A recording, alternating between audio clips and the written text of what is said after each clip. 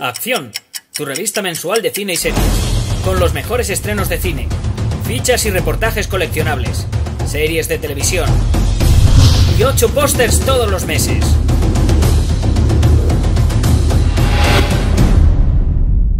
Búscala en tu kiosco.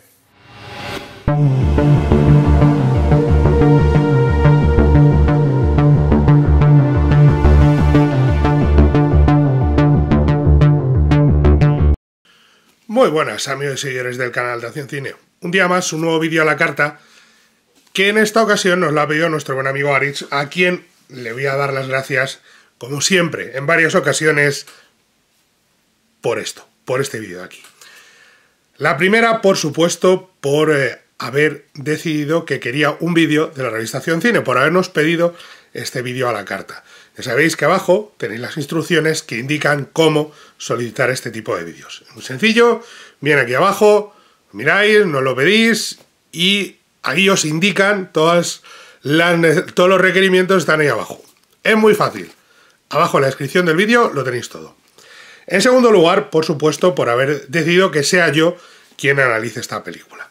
Somos varios en redacción que nos encargamos de estos vídeos y de verdad que siempre es un honor cuando decidís que seamos uno de nosotros los responsables, el responsable de hacer estos vídeos. Así que, Aritz, muchísimas gracias por haberme elegido y también muchísimas gracias por hacerme ver la película, porque así he encontrado la ocasión perfecta para disfrutar, que no lo había hecho desde que la adquirí, pero gracias a tu petición pues he encontrado una excusa, no buscada, pero una excusa encontrada para ver esta película de nuevo y verla además en una nueva edición que había adquirido en 4K y que tenía mucha curiosidad por descubrir cómo se veía y ver qué tal resolución daba, qué tal la imagen, y además por poder ver el montaje del director, que es sobre el que voy a hacerte la crítica, porque creo que hay un par de aportes curiosos. Principalmente la película apenas dura 5 minutos más, pero sí que tiene un par de cambios interesantes. Uno, para mí, un cambio muy interesante que es al final. Y por ese cambio principalmente, o por esa ampliación es por lo que me gusta más, pero el resto sobre todo es más violenta, es más gore, es más salvaje, tiene un par de momentos más bestias, por así decirlo, pero tiene un cambio hacia el final. Es un cambio muy leve, si no recuerdo mal, estoy hablando también de memoria, pero creo que es un cambio muy leve, si no me equivoco, y creo que aporta algo distinto a la historia. Este montaje del director de esta película de la que vamos a hablar, así que muchísimas gracias por haberme dado esa excusa que no necesitaba, pero siempre es bienvenida, y hoy vamos a hablar de esta película. Posiblemente una de las películas más reconocidas de su director. Una película que cuando se estrenó fue acogida con mucha tibieza por la crítica. Ni fu ni fa, sino todo lo contrario. Tenían sus motivos. Yo creo que siguen teniendo sus motivos. Y creo que es una película que a mí me parece muy buena, pero me parece que tiene un par de detalles que son mejorables, bastante mejorables, y ahora expondré por qué. Dicho lo cual, repito, me parece una película muy buena, pero me parece una película muy buena con algunas limitaciones dentro de su espectro, de su género y de sus propios responsables, porque ahí la clave, una de las claves es quiénes son responsables de esta película y a quién nos encontramos detrás de las cámaras. Estoy hablando de Amor a quemarropa, True Romance, ahí la tenéis, aquí tenéis a los dos, Patricia Arquette, Christian Slater. Cuando Christian Slater iba camino de ser una de las grandes estrellas de su generación, Patricia Arquette, que yo creo que no ha estado, o pocas veces ha estado tan increíble en su carrera, es uno de esos papeles por el que se la recordará siempre, aunque tiene un par de detalles que tampoco me terminaron de convencer nunca. Pero ellos son Clarence y Alabama. Son estos dos perdedores en cierta medida que se encuentran y se enamoran apasionadamente Y a partir de ahí surge esta historia. Esta es la edición británica en 4K, una edición coleccionista de la gente de Arrow, como siempre. Y tenía ganas de verla en 4K, la verdad es que el máster en 4K se ve de escándalo. Película dirigida por el tristemente desaparecido Tony Scott, película con guión de Quentin Tarantino, algo raro que nos sucede muy a menudo, que Quentin Tarantino, está Asesinos Natos por supuesto, y está esto, no dirija un guión que él ha escrito, y una película que tiene un punto de cuento de hadas, o está enfocada al menos por Tony Scott como cuento de hadas, algo con lo que no coincidía de Quentin Tarantino, pero que, como mismo explica, Tony Scott tenía la habilidad de convencerle de todo, de hacer cualquier cosa. Con lo cual, al final entendía su punto de vista y lo aceptó, porque él no lo veía nunca, lo vio como un cuento de hadas, y sin embargo, Tony Scott sí le dio ese giro, se ve desde el inicio, ese punto inicial que tiene de cuento de hadas. Y se nota desde el momento en el que los personajes se encuentran y se conocen, en el que Clarence, que está inicialmente hablando con una mujer en un bar, a la que propone, dentro de su parguelismo, ir a ver 3 películas de Kung Fu, Street Fighter, El regreso de Street Fighter y The Sister of the Street Fighter, que las tengo las 3 por ahí. Solo una cosita, Tarantino, son japonesas, es karate, no es Kung Fu. No son películas de Kung Fu, son películas de karate. Teníamos que decirlo, se tenía que decir y se dijo. Esto es como cuando en Karate Kid el remake estudian Kung Fu y es como acabas de, porque sí, cargarte el título de la película, ya no tiene ningún sentido que se llame Karate Kid, porque será de Kung Fu Kid, y que esa es otra saga, muy divertida por cierto, menos aquella que era todo dramática de la madre y los niños y se encontraban, aquello era un dramón. Pero en esta, con ese personaje, por supuesto, antes de seguir adelante, que ese es el arranque y no tiene spoiler, pero este vídeo va con spoilers. Yo entiendo que nuestro amigo Aritz nos ha pedido la videocrítica porque ha visto la película seguramente 1.000.000 de veces, porque le encanta, porque seguro que es una de sus películas favoritas y no necesita este aviso. Pero el resto sí. Si no habéis visto Amor a quemarropa, True Romance, vedla.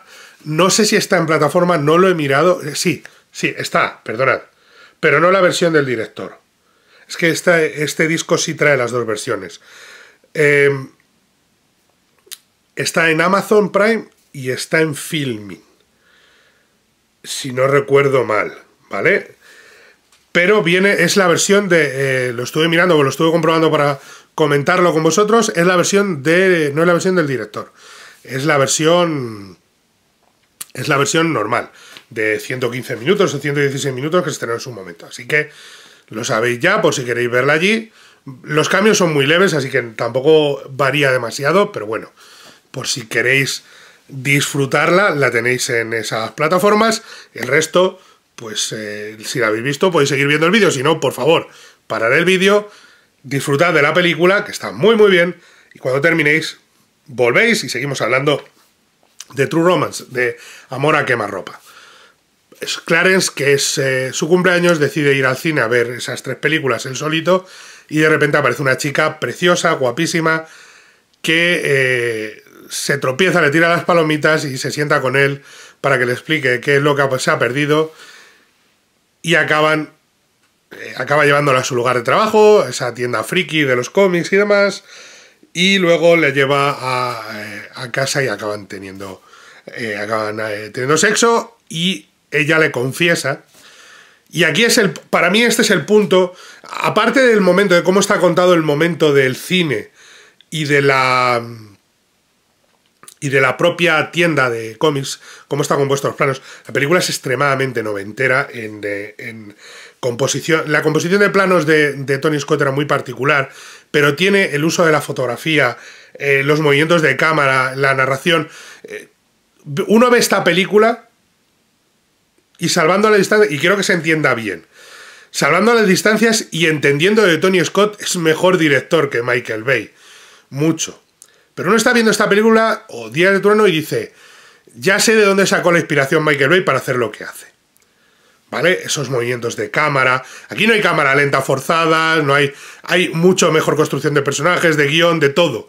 Más narración, pero, o sea, se nota de dónde aprendió Michael Bay. Por poner un ejemplo, con el nombre de Michael Bay, hay más gente en esa época, pero se nota de dónde sale y se nota en quién tenía la mirada puesta y en qué tipo de cine, sobre todo en qué tipo de cine. Ella le confiesa, y esa escena en la que están en el tejado, en el cartel, envueltos en los edredones estos, sentados allí, ella le confiesa que es una prostituta, que le ha pagado su jefe para que Clarence tuviera una noche feliz, pero que se ha enamorado de él, que le quiere. Y ese momento es muy cuento de hadas, porque, a ver, yo os digo que para mí la película va poniendo piedrecitas en el camino de decir, ostras, no lo fuerces tanto. Cuando uno empieza a ver la película, digo, a ver, que esta chica se fije en este señor obsesionado con Elvis, que es un poco parguelas, que tiene esa carita que me tiene con ese corte de pelo, y se lo lleve a casa y le haga un hombre y tal, cuando ella es, su forma de comportarse es distinta a la de él y no parece haber una conexión por lo que cuentan, me cuesta creérmelo. Digo, vaya, esta es la fantasía de Quentin Tarantino o de Tony Scott. Pero es que claro, luego cuando ella le explica la situación real, dice, la primera vez que la película dices, vale, no entiendo. Hasta que ella dice lo de... Hasta que se explica que se quieren mucho y ella le promete que nunca le volverá a mentir y todo esto. Y entonces tú dices, a ver, seguimos en las mismas. Esto es la fantasía Pretty Woman. Esto es lo mismo de la prostituta de buen corazón que se enamora, y es una justificación que a mí me parece muy cogida por los pelos, pero que en ese momento de la película ellos dos son tan encantadores, tan arrebatadores, que digo, vale, sigo vuestro camino. Pese a que es una piedrecita, que digo, esta piedrecita no me convence, pero sigo vuestro camino.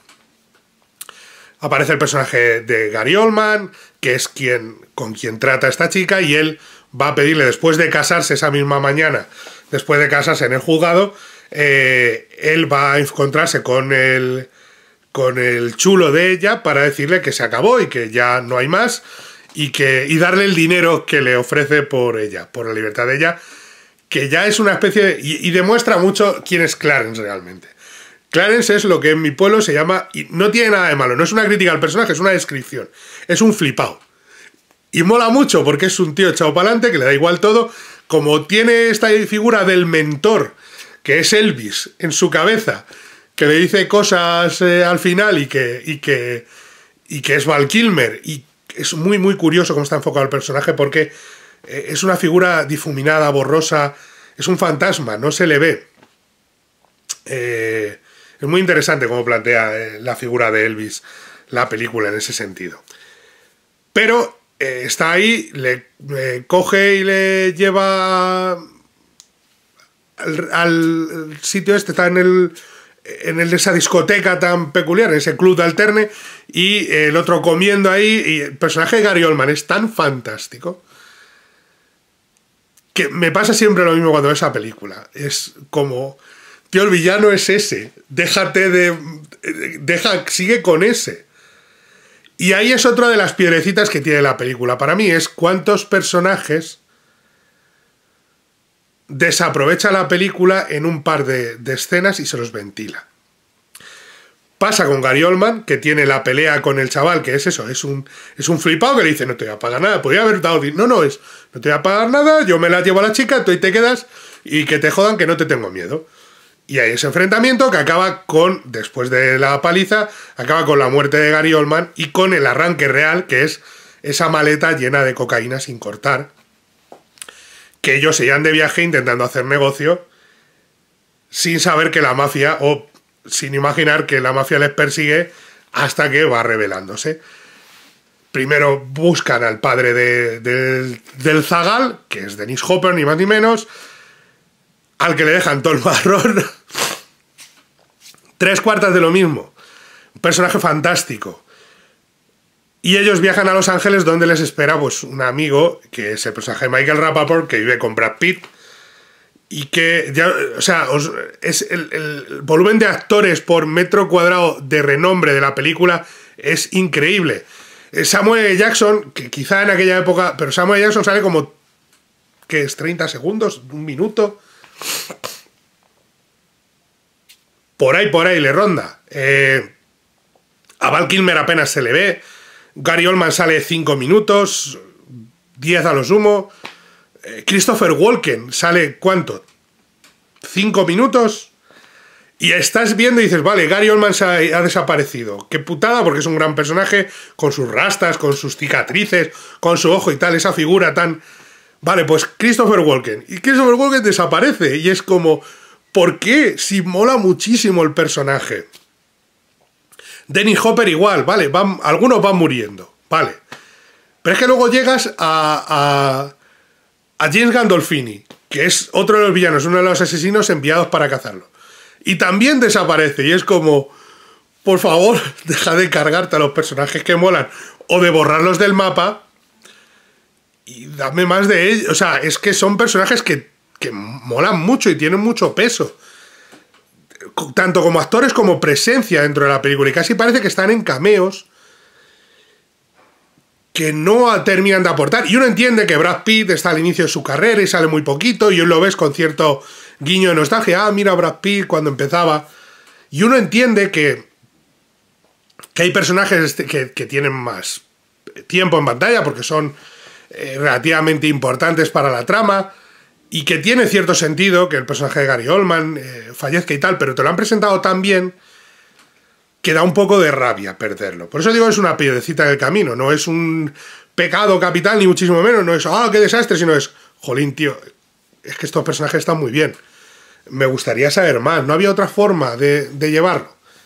Bueno, el viaje a Los Ángeles, el padre que se enfrenta a Christopher Walken, que le dice aquello de lo que son los sicilianos, uno y otro, y tiene ese momento, para mí es mi línea favorita de guión, una de mis líneas favoritas de guión de la frase cuando cuando Christopher Walken le dice, soy siciliano, y en Sicilia somos expertos en mentir,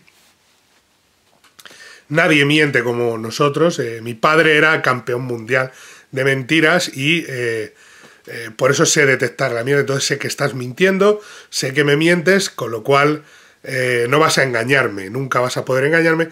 Y entonces le cuenta la historia de lo que son realmente los sicilianos, Dennis Hopper, y le mira y le dice lo de, ¿estoy mintiendo? Vamos, dímelo si estoy mintiendo ahora, dime si estoy mintiendo, que me parece brillante, porque está diciéndole, pégame un tiro, no te voy a contar nunca lo que estás buscando, pégame un tiro, pero además te he humillado delante de tu gente.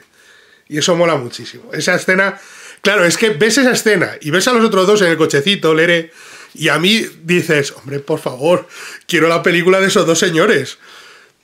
Que es esas cosas que dices, claro, es que por muy guapa que sea Patricia Arquette, por muy bien que estén ella y Christian Slater, dame la peli de estos dos, que el poli este retirado, el poli este acabado, el hombre, y este sujeto, dame su presencia, que yo me lo quiero pasar bien con estos dos grandes, porque son dos grandes.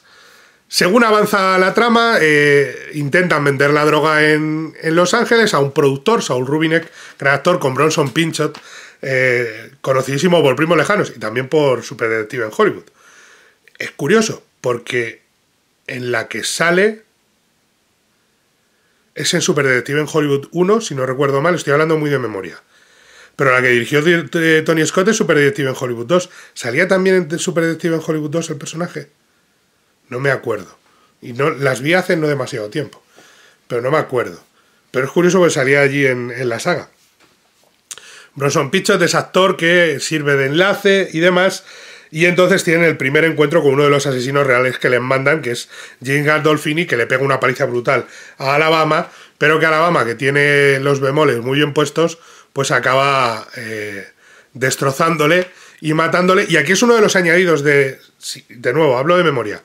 Cuando Alabama mata al personaje de James Gandolfini, tras esa pelea brutal, tras quemarle la cara, tras todo eso, ella con la cara destrozada, le da con un... le golpea con la escopeta, destrozando, le golpea en la cara. Y creo... O sea, esa escena es del montaje del director. Ese momento extendido es del montaje del director. Después de haberlo matado, el tío está muerto, le ha pegado 2 tiros con la escopeta, no está vivo, pero por desquitarse ella le destroza con la escopeta. Le golpea con la escopeta, con la culeta de la escopeta y le destroza. Como... Y esa escena no creo que esté en el montaje original. Creo recordar que no está en el montaje original. Es añadido y creo que le sienta muy bien porque es ella soltando todo el aire, toda la tensión de que el tío ha estado a punto de matarla y le ha destrozado. O sea, le ha destrozado la cara, la ha dejado sangrando, con los ojos inflamados. O sea, le ha pegado una paliza brutal. Llega nuestro héroe, Clarence, que se ha estado entreteniendo con uno de los villanos de La Roca. Por eso digo que todo queda en casa al final. Hablando de Elvis, pidiendo unas hamburguesas, llega y la ayuda, la rescata, se cuentan esos sueños otra vez en el aeropuerto y lo que es vivir al lado del aeropuerto y todo aquello, y se van al plan elaborado, que es el de conseguir que este productor de Hollywood les compre la coca por no mucho dinero y disfrutar de ese dinero y tener una vida, tener un futuro. Lo que ellos no saben es que la policía ha pillado al personaje de Bronson Pinchot por el camino, Elliot, lo han pillado y le han obligado a que lleve un micro en la reunión para detenerlos a todos.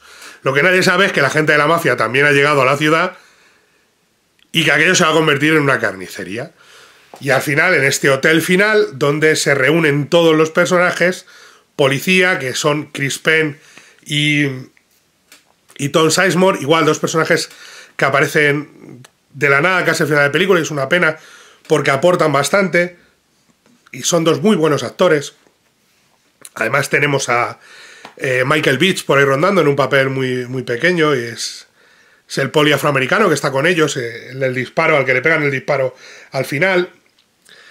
Y al final se juntan en la habitación entre los guardaespaldas del productor, que odian a la policía y los mafiosos, pues se monta un tiroteo de padre muy señor mío, en el que, cuando ya han hecho el trato los otros, en el que Clarence por fin descubre, bueno, el que Clarence por fin sale, le escribe ella en la servilletita lo de You are so cool, esas 3 palabras, con el corazoncito, y a él le disparan, en el momento final le disparan, ella cree que está muerto, coge la pistola y la descarga en el único que queda vivo, que es el poli de Chris Penn, que eso también es un cambio, porque si no recuerdo mal, en la versión original le mata un matón de la mafia, y aquí no, aquí es ella la que le dispara después de haber matado al último productor, al último secuaz del productor. Ha muerto todo el mundo menos Michael Rapa porque ha logrado escapar. Y la policía que está abajo, con el último mafioso que queda, y con la gente que está por ahí rondando, la policía que está allá abajo, se queda en esa suerte de situación con un rehén, y ellos, Clarence, que está vivo realmente, que solamente le han disparado, le han dado en el ojo, pueden huir y escapar con el dinero. Y ella, con una voz en off, pues le cuenta ese final en el que están en la playa con el hijo y son felices y comieron perdices y demás. Y ese sí es el detalle que a mí me molesta, porque además hay un final alternativo. Y es por qué ese final, cuando había el otro, que es en el que él muere. Y me parece una bajada de pantalones. Y a Tarantino le pareció una bajada de pantalones porque le suplicó, y lo cuenta el propio Tarantino, suplicó a Tony Scott que no lo cambiara, que no lo convirtiera en una mierda de Hollywood, que él había hecho Revenge, venganza, que por qué iba a bajarse los pantalones con una cosa así, que por favor, por favor, no hiciera eso. Y Tony Scott le explicó que no era por Hollywood, que era porque quería a los personajes y quería que fuesen felices, y que por eso les daba la oportunidad de seguir vivos, pero que igualmente iba a rodar los 2 finales y luego en montaje decidiría. Y el otro final es ella marchándose con la maleta con el dinero y echándole en cara a él, muy enfadada, que la haya abandonado. Que haya sido tan chulo, que ella puede encontrar a cualquiera, que ya no necesita de él, que tiene el dinero, que es guapa y que él ya no tiene nada, por no tiene ni un cuerpo en el que estar porque está muerto. Y ella, su enfado no es en plan desdén, es en plan el dolor que tiene, su forma de lidiar con el dolor de haber perdido al amor de su vida. Con lo cual está a punto de suicidarse, se saca la pistola y está a punto de suicidarse, pero al final no lo hace, se va con el dinero, deja el coche y se va con el dinero y se va sola. Y a mí ese final me mola, ese es el final que tenía que haber sido, ese es el final con bemoles, es que tiene que ser así. Claro, Tony Scott explicaba que como él lo concebía como un cuento de hadas, como un fairy tale muy siniestro, muy violento, muy todo lo que queráis, pero con ese alma de cuento de hadas, no le cuadraba que el personaje, que los personajes no sobreviviesen, que todos los personajes muriesen. Y a mí me parece muy bien, Tony Scott, de verdad, con todo el cariño y el aprecio que tengo, Dios te tenga en su gloria, qué triste fue tu fallecimiento, de verdad que sí, y esto va sin ningún tipo de sarcasmo ni ironía, ni mucho menos, pero no. El final bueno era este.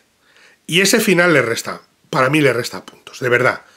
Porque estoy viéndolo y estoy diciéndolo, tío, no te bajes los pantalones. Y Tarantino lo tenía claro. Por mucho que luego diga que Tony Scott le podía convencer de cualquier cosa, sí, pero Tarantino tenía claro que el final que funcionaba era este. Y lo escribió él, por algo. Y ese es el gran tire aflojo, o sea, no es... Vale, los personajes guays que van desapareciendo, los actores geniales que van desapareciendo... No, lo principal es ese final. Choca. No me lo creo. El otro con el parche allí en la playa, con el niño triscando y demás. No me lo creo. Porque además podías haber jugado con ella, se ha quedado embarazada de él y tiene un niño. Y está con el niño ella, que es lo que le queda de él. Es el recuerdo que le queda de él. Podrías haber hecho eso si te quieres ir al cuento de hadas. O podrías acabar de la forma amarga que lo haces. Con ella sola, con el dinero, pero sola, puede empezar una nueva vida, pero le ha costado perder a la única persona que le ha querido, le ha costado perderla para tener esa posibilidad, con lo cual el dolor que se lleva no sé si compensa lo que gane. Y ese final mola mucho. Es duro, es siniestro, mola un montón. Y no entiendo por qué no apostaron por él. O sea, sí lo entiendo. Lo puedo entender de todas las maneras posibles. De tipo, hay que contentar a Hollywood. Del tipo, es que es un cuento de hadas. Y Tony Scott estaba enamorado de los personajes, de esos niños, que los llamaba críos. Y quería que tuvieran un final feliz. Vale, pero si esto es una suerte de tragedia a los Romeo y Julieta, uno de ellos al menos tiene que morir. Y venganza es la clave. O sea, revenge es justo a lo que se refiere el propio Tarantino. Y no tira por ese camino. Y a mí eso es... Ese momento es lo que realmente me falta en la película. Más allá del, por ejemplo, del hecho del uso... Tiene elementos visuales muy claves, muy formados. Fijaos en quiénes usan colores en la película. Casi todos los personajes visten en colores fríos, planos, la policía, los mafiosos, todos los personajes adultos visten en colores planos, colores grises, colores marrones, negros, blancos. Los personajes realmente infantiles, por así decirlo, los críos, visten en colores. El propio Gary Oldman, el personaje de Gary Oldman, que es una fuente de color de todo, es un personaje que es infantil, es un tipo que está como una puñetera regadera. Es un psicópata y tiene esa vestimenta, ese atuendo, esa forma de vestir. Pero lo principal es ellos dos, con su ropa, con su coche, son la principal fuente de color. La camisa de él, el top de ella, toda la ropa que lleva ella, toda la película, y toda la ropa que lleva él a partir de que empieza el viaje, el color del coche, todo eso está lleno de colorido. El personaje de Michael Rapaport. son un punto de luz y de color enfrente de algo oscuro, siniestro, adulto, peligroso, a lo que se enfrentan unos niños que intentan ser adultos por un momento. De hecho, fijaos en el momento en el que ella cree que a él le han matado y empieza a gritar Clarence. No es un grito de una persona adulta, es un grito de una niña. Y está enfocado como tal. Es una cría gritando por un ser querido, porque no entiende lo que está pasando. Y eso está muy bien trazado en ese sentido, aunque a mí me chirría un poco como grita Clarence, pero bueno. Pero está muy bien trazado como película en ese sentido, tanto el uso de los colores como el enfrentamiento del mundo adulto al mundo infantil, de cómo este tipo sueña con que es amigo de Elvis Presley, sueña con tener la vida de Elvis, lo que dice al principio, yo no soy gay ni nada de eso, pero si tuviera que acostarme con un hombre, me acostaría con Elvis. Si me obligasen, me acostaría con Elvis. Y él le dice la otra, yo también me acostaría con Elvis. Esos dos personajes que son muy infantiles, es el sueño de un niño que de repente se ve con esto y sin pensar en las consecuencias, que es la mayor cualidad de los niños, de los personajes infantiles, que no piensan en las consecuencias. Actúan sin pensar en lo que va a pasar a continuación. Simplemente decidiendo qué es lo oportuno para ellos, sin plantearse, esto va a provocar esto otro, a largo plazo. Y es lo que hacen ellos con la cocaína. Por eso tienen esa luz, ese color en todo lo que llevan en la ropa, en el coche, en todo, está lleno de color. Yo habría quitado la escena de sexo, me parece muy remilgada. Disculpad. Pero, y aquí viene otro de mis problemas con la película, siempre me planteo lo mismo cuando veo esta película. ¿Cómo hubiese sido un amor a quemarropa si Quentin Tarantino hubiese dirigido su propio guión? Y ahí es donde creo que realmente está la clave de todo. Creo que Tarantino es mejor director que Tony Scott y creo que con Tarantino hubiera sido mejor película. Tengo esa sensación.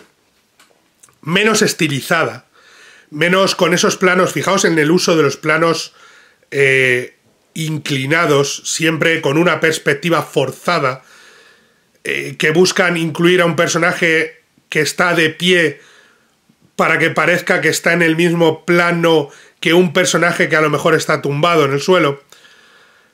Pasa con el personaje de James Gandolfini cuando tiene a los pies a la chica. Con esos movimientos de cámara, con ese montaje tan frenético en la violencia, tan explosivo. Es muy hija de los 90, pero también muy hija de su director. Es todo muy estilizado, muy bonito de ver, si lo queréis de alguna forma, muy bonito de ver. Y creo que bajo el manto de Tarantino hubiera sido una película más cruda, la violencia hubiera sido más hiperrealista, incluso más exagerada, más poética, si lo queréis, más bonita de ver todavía. Y entiéndase, de nuevo, no estoy haciendo apología, estoy diciendo que visualmente hubiera sido todo más crudo y la violencia hubiera sido más sangrienta y más poderosa. Y esa es la gran deuda que hay para mí en esta película. Esa es la sensación que me queda al final de decir, si esta película la hubiera dirigido Quentin Tarantino, hubiera quedado mejor. Quizá no mucho, pero hubiera quedado mejor, para mí. Un poquito. Eso es lo que creo que se nota con Amor a quemarropa, con True Romance, y eso creo que es lo que al final lastra un poco la película, esa necesidad de convertir una historia que era más cruda en un cuento de hadas, en estilizarlo todo. Cuando lo que tenía que haber sobreestilizado es la violencia, con esa característica tantas veces operística en el caso de Tarantino, y haber quitado esa poesía visual, ese estilismo visual de las relaciones entre personajes. Por ejemplo, en la montaña rusa. La escena de la montaña rusa, por poner un ejemplo. Todo eso es lo que creo que para mí es lo que más lastra la película. Luego, tiene una fotografía maravillosa, tiene una banda sonora icónica, a más no poder, y memorable de Hans Zimmer, tiene una fotografía llena de luz, que luego va tornándose crepuscular en algunos momentos, muy curiosa, tiene esos homenajes al western. Yo hubiera buscado una habitación, por ejemplo, la habitación en la que hay el tiroteo final tiene que ser más grande. Llega un momento en que dices, ahí hay demasiada gente. Reservoir Dogs, es que estaba viendo y estaba diciendo, Reservoir Dogs, tío, el tiroteo tiene que ser así. Pero es muy buena. Súper entretenida, muy divertida de ver, con un humor muy descolocante, porque no sabes, muchas veces dices, me estoy riendo, no sé si debería, con unos personajes muy carismáticos, con posiblemente una de las mejores interpretaciones de Slater y de Arquette y de Patricia Arquette, con unos personajes carismáticos que incluso con los villanos te atrapan. Lo tiene todo para ser una de las películas más entretenidas que uno puede echarse en cara, y una película que puedes ver en cualquier momento y te lo vas a pasar pipa. Pero tiene esos pequeños defectos que a mí lastran un poquito la historia y que la convierten para mí en una película de 4 estrellas, 4 estrellitas. Mirad las críticas del momento de su estreno y veréis lo que es ser injusto con esta película, de verdad. Para mí es una peli de 4 estrellas, que tiene todos esos elementos que hemos hablado, que para mí visualmente podía haber sido distinta, que argumentalmente para mí, sobre todo, el problema es el final. Creo que ahí se le caen los palos del sombrajo, pero que es una película muy disfrutable, con mucho carisma, con una banda sonora impresionante, que encaja perfectamente con los 90 y con lo que cuenta la historia, y con ese tono de cuento. La banda sonora dice mucho de cuento de hadas, porque casi parece una banda sonora que no sabes si encaja en la historia que te están contando, pero no desentona nunca. Pero tiene un punto de alegría, de luz, que dices, ¿por qué en esta historia tan truculenta? Y es por eso, por ese tono de cuento. Así que, Aritz, querido amigo, 4 estrellas. Y como siempre os decimos, le dais a like o suscribir, nos contáis lo que queráis por aquí abajo. Tenéis el botón de suscribiros y el botón de unirse al canal por si queréis apoyar un poquito más esta iniciativa. Ya sabéis, tenéis 3 niveles, 6 vídeos todos los meses y un directo en exclusiva. Y poco más que añadir. Like, suscribiros, nos contáis lo que queráis y nos vemos en la próxima. Muchísimas gracias, Aritz. Adiós. Y espero haber pronunciado bien tu nombre, que entre el resfriado y demás es complicado para mí, lo siento. Hasta pronto. Acción, tu revista mensual de cine y series, con los mejores estrenos de cine, fichas y reportajes coleccionables, series de televisión y 8 pósters todos los meses.